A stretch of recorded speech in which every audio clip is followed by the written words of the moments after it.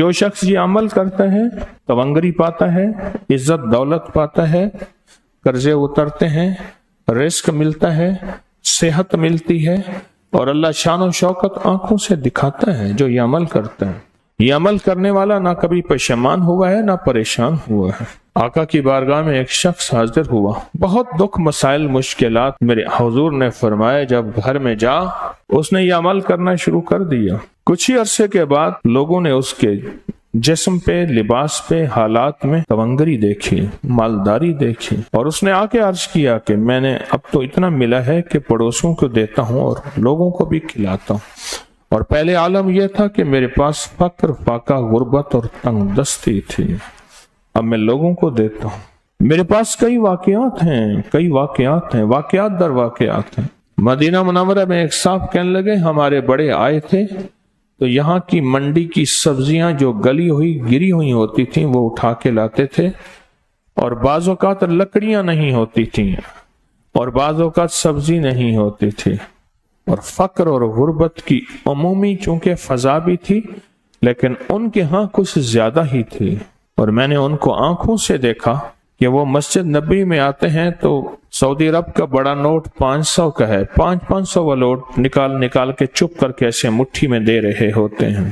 اور انہوں نے خود بتایا کہ انہیں کسی نے بتایا تھا ان کے خاندان کو، کہا سارا گھر یہ عمل کر رہا تھا، اور اس کو عمل کو کرتے کرتے اللہ کا نظام بدلا، رب نے تونگری، برکت، دولت، عزت، وسعت اور عافیت کے دروازے کھول دیے۔ مجھ سے ایک دفعہ کہنے لگے اتنے ملین ہیں، اتنے ملینوں کے ملین ہیں، کیا کروں بتائیں آپ، کہاں خرچ کروں، پڑے ہیں میں خرچ کروں کہیں، کس جگہ لگاؤں؟ مجھ سے مشورہ کرنے لگے، کہنے لگے دبئی میں میرا کاروبار ہے، بہت بڑا بزنس ہے، فلاں جگہ ہے، یہ پیسے کہاں لگاؤں؟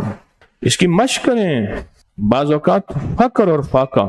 غربت اور تنگ دستی، اس کا جو نقصان، فقر، فاقہ، غربت، تنگ دستی کا جو نقصان ہے، مجھے نقصان یہ ہوتا ہے کہ انسان کا ایمان ختم ہو جاتا ہے۔ جو سلام اور قل ہو اللہ یہ پا گیا وہ سب کچھ بنا گیا، ادھر بنانا ہے ادھر بچانا ہے، اگر بنایا اور بچانا پھر بھی نقصان، اور اگر بچ گیا، بچے گا تو وہ جو بنے گا، ہے ہی نہیں تو بچے گا کیا؟ سلام اور اخلاص سے بنانا ہے، پانا ہے، ملنا ہے، سلام اور سورت اخلاص سے بہت ملتا ہے۔ اس کی مسلسل مشق کریں، نیچے والے حال سے جائیں اوپر، سلام قل ہو اللہ، اوپر سے نیچے سلام قل ہو اللہ، حال کے ایک حصے سے دوسرے حصے میں سلام قل ہو اللہ، اور یہ تصور کریں کہ میں گھر کے اندر داخل ہو رہا ہوں، میں گھر کے اندر داخل ہو رہا ہوں، میں گھر کے اندر داخل ہو رہا ہوں، یہ تصور کریں، یہ مشق کرتے رہیں۔ ایک فائدہ یہ ہوگا مشق ہو جائے گی، دوسرا فائدہ یہ ہوگا اللہ جذبوں اور تصور اور خیالوں اور سوچوں کے مطابق فیصلہ کرتا ہے۔ میرے بندے میں تمہارے ساتھ تمہارے گمانوں کے مطابق فیصلے کرتا ہوں، اللہ یہیں سے آپ کے گھر میں برکت دولت وسیع کرنا شروع کر دے گا۔ ایک دفعہ سلام، ایک دفعہ قل ہو اللہ پڑھ لے، تیرے گھر میں تونگری، تیرے گھر میں رزق، تیرے گھر میں عزت، تیرے گھر میں صحت، اور قرضے اتر گئے، گھر سے بیماریوں کا خاتمہ ہو گیا، گھر میں رحمت، برکت اور عافیت آ گئی۔ بس اس کی مشق کر لے، اور یہیں سے مشق کرنا شروع کر دیں، اور مشق میں ایک تھوڑا سا اضافہ کر دیں۔ چھوٹی دعا مانگیں چھوٹی مدد آئے گی، بڑی دعا مانگیں گے بڑی مدد آئے گی۔